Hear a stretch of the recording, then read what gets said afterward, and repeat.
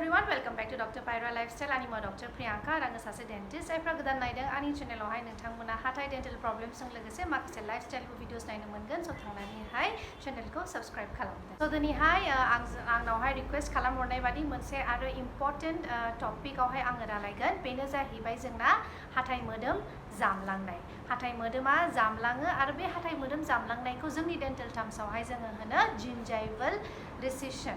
जोंनि हाथाइ मोदोमखौ जोङो gingiva होनो आरो जेब्ला बियो जामलाङो होनबा बेखौ जोङो होनो gingival recession.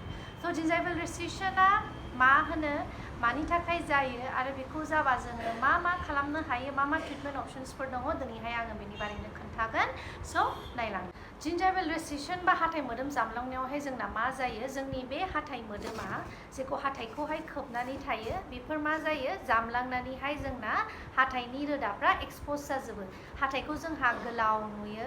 नर्मेल जोंना हाथाइ मोदोमा बिदि हाथाइखौहाय खोबनानै दोनो 2/3 हाथाइखौ खोबनानै दोनो. खिन्थु जेब्ला जोंना हाथाइ मोदोमा जामलाङो होमबा बियो गोजौआव थांनानैहाय बे हाथाइनि रोदाफ्रा नुजायो आरो जेब्ला बे जायो होमबानो जोंना सेन्सिटिभिटि जेखौ होनो मिज्युनाय बा सानायफ्रा स्टार्ट जायो. जुदि माबाफोर गुसु गुदुं जोङो लोङो होमबा जोङो बेफोरखौ लोंनो हाया मिज्युनाया जायो आरो एखमबा टाइमावहाय बियो सायोबो.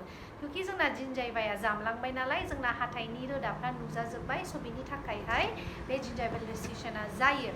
आरो बेखौहाय माबायदि नुयो आं नोंथांमोननो पिक्चाराव दिन्थिखाबाय. बेबायदि नुयो gingival recession बा हाथाइ मोदोम जामलांबा.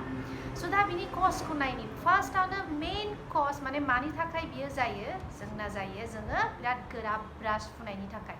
जोङो उन्दैनिफ्रायनो जोङो ब्रासखौ फुयो खिन्थु जोङो कारेक्ट वेजों जोङो फुबोआखै. बिराद जोङो हार्श ब्रास खालामो. आं सिगांनो खोन्थाखाबाय जोङो माबायदि ब्रास खालामो. जोङो बिदि एकदम ओरै फुबोबानो जोंना हाथाइ मोदोमा बिदि जामलाङो आरो जेब्ला जोङो हार्ड ब्रास माने बिराद गोरायै ब्रास खालामबोयो बेजोंहायनो जोंना हाथाइ मोदोमा जामलांबोयो आरो विथ एजबो माने बैसो जालांबाबो बियो जामलाङो.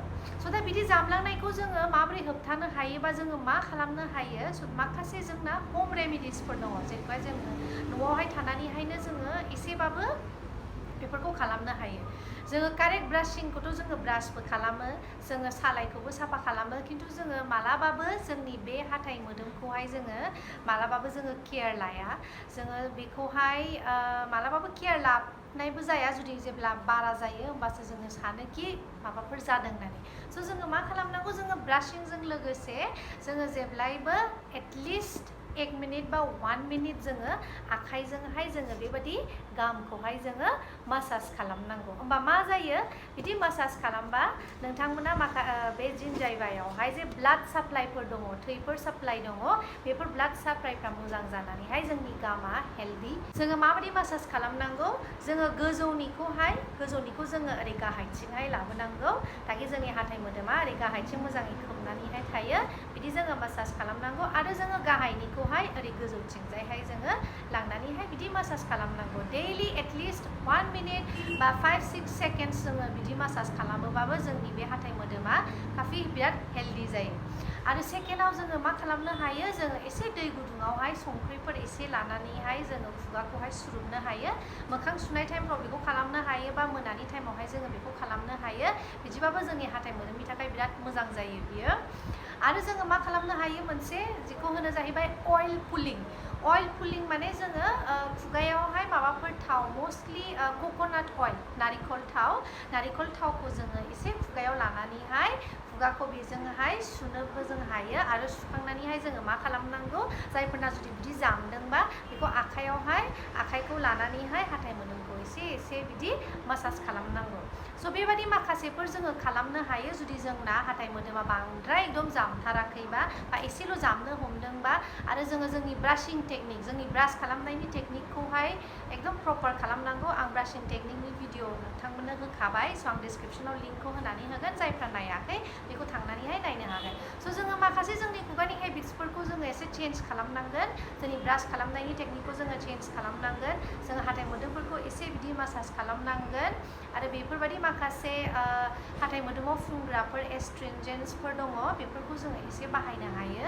स' बेजोंहाय एसे एसेबाबो नोंथांमोना रिलिफ मोनगोन आरो जुदि बेसोरजों जाथाराबा नोंथांमोना डेन्टिस्टनावहाय फैनानैहाय नायजानांगोन आरो जुदि माबाफोर बेवहाय जामलांथारबायबा एसे फिलिंफोर खालामजायो आरो लास्ट अपसनानो जुदि माने बिराद बांद्राय स्टेजाव थांथारबायबा लास्ट अपसना जाहैबाय जोंना सार्जारि होनोबा जोङो एसे फिसा मोनसे अपारेशन बादि खालामो मा खालामो जोङो अबेबानिफ्राय जोङो टिस्यु जेखौ जोङो स्किन होनो बा टिस्यु होनो जोङो बेखौहाय लानानैहाय बे जेरावहाय नोंथांमोना हाथाइ मोदोमा जामदों जोङो बेयावहाय लागायनानैहाय बेखौहाय जोङो ग्राफ्ट खालामो ग्राफ्ट होनो जोङो सुथेयो बेफोरखौ खालामो स' बेयो लास्ट अपसन सार्जारिनि स' बेखायनो बेयावहाय बे सार्जारिसिम थाङालासिनो जुदि नोंथांमोना बेफोर माखासे फिसा फिसा जिनिसखौ जुदि केयार लायोबा बे हाथाइ मोदोम जामलांनायनिफ्राय बासिनो हायो आसा खालामो नोंथांमोना बे भिडिअखौ मोजां मोनदों होननानै भिडिअखौ मोजां मोनदोंबा please like comment share and subscribe आरो माबाफोर डाउट्स दंबा आंनाव सोंहरनो हागोन कमेन्ट बक्सआवहाय